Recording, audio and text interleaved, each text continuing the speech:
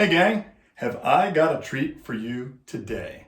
PourMan here, coming to you, well, I'm live now, but by the time you see this, I won't be live anymore. PourMan. Before we get started, reach down, hit that subscribe button, and jingle the notification bell so you get notified for every single PourMan adventure, much like this one here today.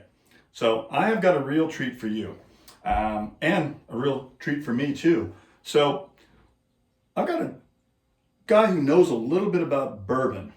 His name's Bhagwan, and as such, the name of today's show is Bhagwan on Bourbon.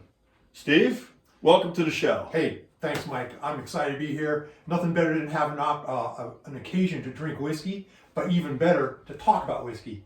I spent a lot of time learning about it, and so in addition to helping people figure out how to find a whiskey they like, I like to talk about and expose that knowledge that I've accumulated over the years of studying whiskey.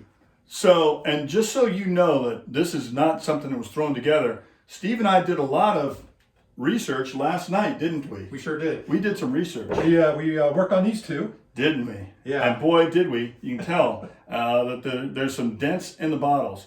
So, for those of you who don't do this, this is hard work. And we cannot be expected to work without fuel. So I tell you what we're going to do. I think what we're going to do is we need a little something to get us through the show.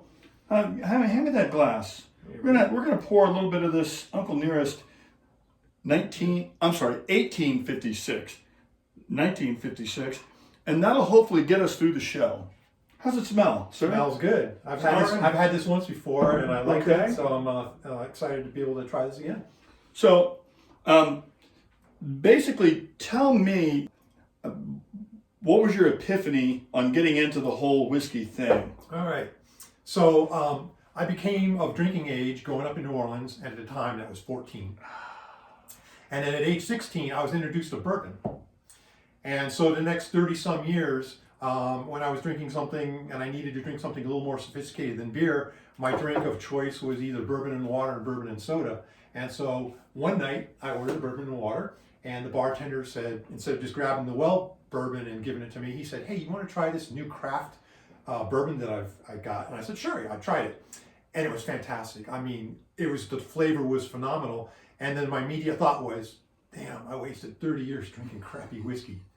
So at that point, I went on a search to try and find the best whiskey, or in my case, I like bourbon more than any other type of whiskey. I tend to love bourbon as well. Yeah, so at that point, I did as much as I could to learn, and I eventually found a really good whiskey bar in my city. Oh, show me the way to the next whiskey bar. Yeah, so continue. So anyway, I started going to these tastings over and over again, and over a period of several years, trying lots of different whiskeys, listening to a lot of distillers talk about how they make their whiskey. What I started to do was develop a palate, and two, start to understand is, hey, what grains, impart different flavors that I like, what distilling methods, what type of aging, what type of finishing would they put in there. And so you put all those combinations together and you start to develop a profile. Like, I know I want to focus on these bourbons or whiskeys, and I can eliminate the other ones and not waste my time and money, because it can be expensive to try a lot of different whiskeys. Well, speaking of wasting time, yeah, let's get to the important part of this show. So okay. What are we doing here? How's this going to work? So you mentioned bourbon, so we're gonna try 3 bourbons today. I did throw in 1 rye whiskey, so we can talk a little bit about what makes rye whiskey a little different than bourbon. Okay. And these 2 are good. We've had them last night, and this one on the end, this last bourbon. This was given to me recently. I haven't tried it yet. I don't know anything about it, so it'll be new to both you and I. That's so cool. It'll be kind of a cool thing for us to try it for the first time in front of an audience and see what we both think of it. Delightful. So with that, let's go with this first one. So this first one, this happens to be one of my favorite distillers. It's from Wild Turkey, but this is a higher end one. This is Kentucky Spirit. So what they do is they make one type of bourbon, and as they age it, they sample it, and they just say this is our top, lower tier, all the way down to you get Wild Turkey 101. Okay. So this is the higher one. This in particular is a 101 proof. I was going to say 101 is the proof, correct? Yes, 101 is the proof. It's a Check 101. out the big brain on me. Yes, it's a 101 proof single barrel. Okay. So typically when you get something like Jim Beam or Jack Daniels, year after year after year, the flavor profile is the same, because what they do is they take hundreds, if not thousands of casks every time they do distribution and mix them together, and then they work to make the flavor profile as consistent as possible. So every time you buy it, you know what it's going to be like. Right. So this is Not like a bottle of wine. not like a bottle of wine, exactly. Okay. And then so in the whiskey world, you're starting to see a lot of single barrel or small batches come in. Okay. And that you get a lot of variation. So it's it's good to develop that palate so you can pick out these different complexities in the flavor, different notes as they call it. So Yeah. here we go. I'm about as complex as a golf ball, so there you go.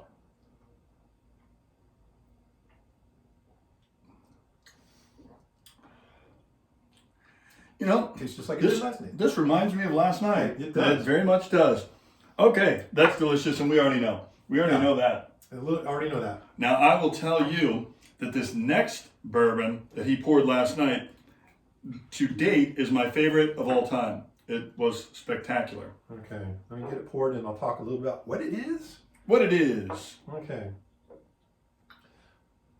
Okay, so this is Stagg Jr. It comes from Buffalo Trace Distillery. And let's see, I can put that side, probably show a little bit better on camera than the other side. But it is, they have an antique collection, and one of the antique collections is George T. Stagg.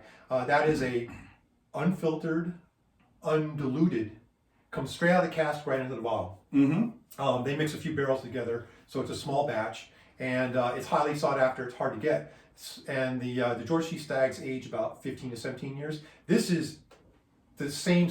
It's the start of George T. Stagg, but it's only aged for about 7 years. I can't wait. And this is good. So good. And this is cask strength, so this is 130 proof that we're drinking here.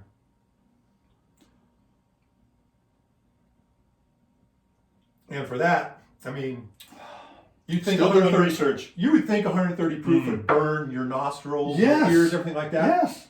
But for 130 proof, this is pretty smooth. Well, it's extremely smooth. It's got And it's got a great flavor. It does. It's got Really. It's got a lot of great caramel notes to it, some vanilla to it. So the thing that makes bourbon unique amongst whiskeys is that it's got to be made with 41 or 51% corn, and it has to be aged in a new charred oak barrel. So they char the inside of it, and that's where you get those caramel flavors from. The natural sugars in the wood are caramelized when they introduce flame inside the barrel. So that comes through. So See? You're learning stuff. a lot of flavor. So some of the flavor comes from the grain mixture, and bourbons tend to be sweeter because corn is a sweeter grain than other grains that are typically used in whiskey. So that comes through. You get that sweetness. So that's why it doesn't burn so much. You get some sweetness to it. It's nice. And So then, good. And then you get so that makes up part of the flavor profile. The majority of the flavor is going to come from the barrel that it's aged in. So that charring of the inside gives you. So these are not exactly the same batch to batch. No. Okay. So bourbon. Well, back up a little bit. Whiskey is generically is just grain alcohol. So you take a mixture of grains, you introduce yeast, you ferment it, and then you distill it down to whatever proof, and then you age it in wood. So grain fermented, aged in wood after it's distilled. That's whiskey. Bourbon, 51% corn. The other very common grains that are mixed with the corn for bourbon are you're always going to have malted barley, and there's a whole scientific reason behind that, which we don't have time to get into. You don't want to know. Yeah. Just know where to go and what to do. Exactly. Rye is usually in there too. So 10 to 15% rye. It's funny that you should mention rye, because we do have rye. It's next on our batting order. Yeah. And then there's variations. Another pretty popular one like Maker's Mark, wheat. So they'll use wheat instead of rye, and so the corn, wheat, and then the barley. And you see some other exotic ones, but that's generically it. So wow. Let's go to Next, the rye batter up. whiskey here. Knob Creek. And by the way, it was Knob Creek Bourbon was the craft whiskey that got me started on my quest to learn as much as I can about. See, now you know. Okay. Oh, that one's yours. Okay. Mm-hmm. All right. So I'm just gonna hold on to it. let's take this one. Sláinte. Yeah. Right back at you.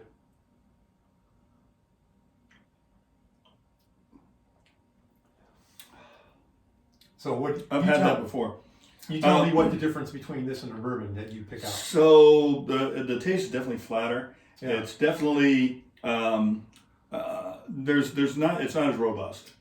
So Yeah, it doesn't have as much, like I'd say, breadth to it. Mhm. But so here's what's happening here with this. So rye whiskey. no offense to Knob Creek Yeah. or Rye, Yeah. because I love them. They're Just both good. everything's different. It And is. I don't make mixed drinks very often. When I do, it's rye whiskey. So if you make a Manhattan or an old fashioned, you make it with rye. And, or one of my favorite is Old Pal.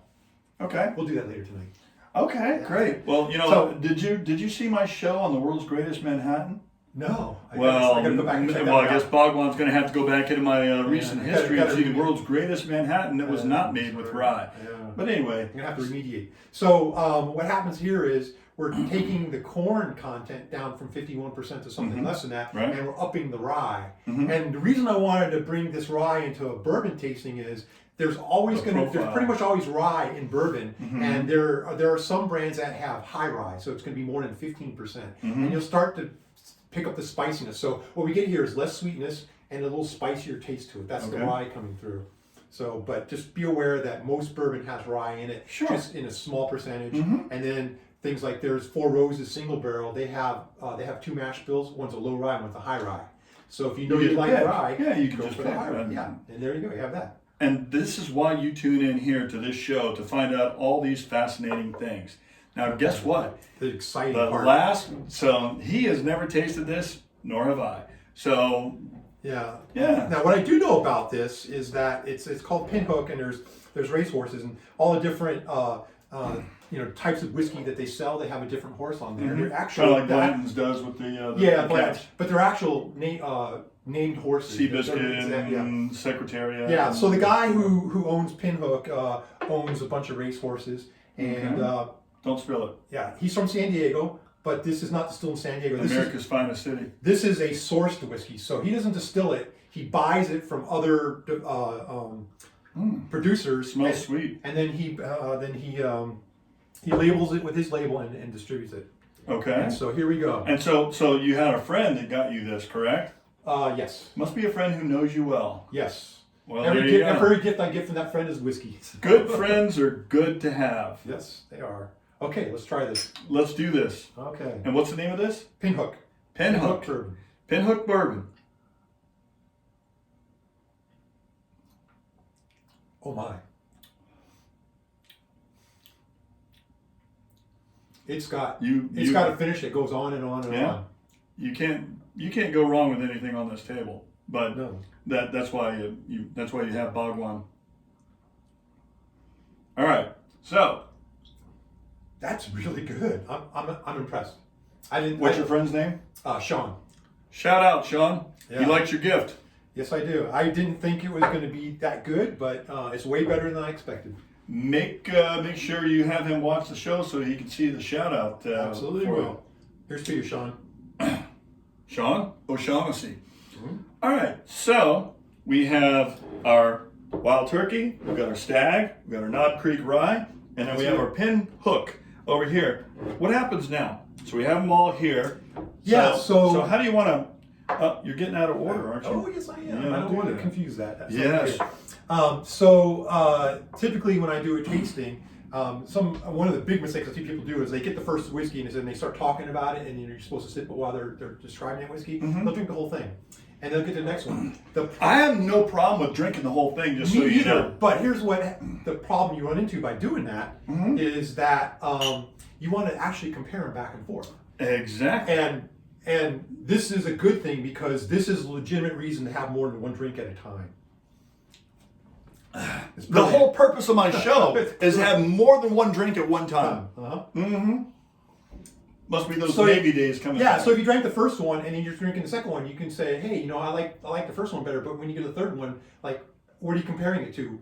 You can remember exactly what the first one tasted versus the second one. So sipping them back and forth and comparing, like, hey, out of these four, this one's the best. And so then you can stop drinking yellow ones, and the next time you go to compare, Next time you have your $79 for your bottle of good bourbon, then you know which one to go to. Yeah, it'll save you money. Tastings, you typically will get 4 to 5 tastings for $25 to $30 versus buying a full shot and staggering out and spending a lot of money. And then now you get a chance to sample these and go, and then you don't have to go buy a $50 or more of bottle of whiskey and then find out you really don't like it. Well, and the other thing is, with bourbon, you have a flavor profile, much like wine. So different bourbons are going to go better with different meals. So, but that's entirely up to you to choose. Some people drink red wine with fish, because I'm not a big white wine guy.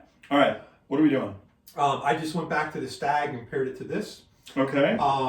The Stagg it overpowers it a lot. I mean, the Stagg is so robust. It has lots of flavor. That's why it's my favorite, and I'm not surprised it's your favorite now. It's really good. Well, I also like powerful wines. I tend to go for like the fruit forward and and now I want to go to the rye whiskey, back to the Pinhook, to compare that, because these bourbons, I know they're fairly a common amount of rye in it. I have no idea what the rye content of this Pinhook is. All right, so now you're doing the wild turkey versus the Stagg? Well, I went this way. So I just had the rye, and I'm going to the Pinhook to see how the Pinhook versus the rye is. Okay.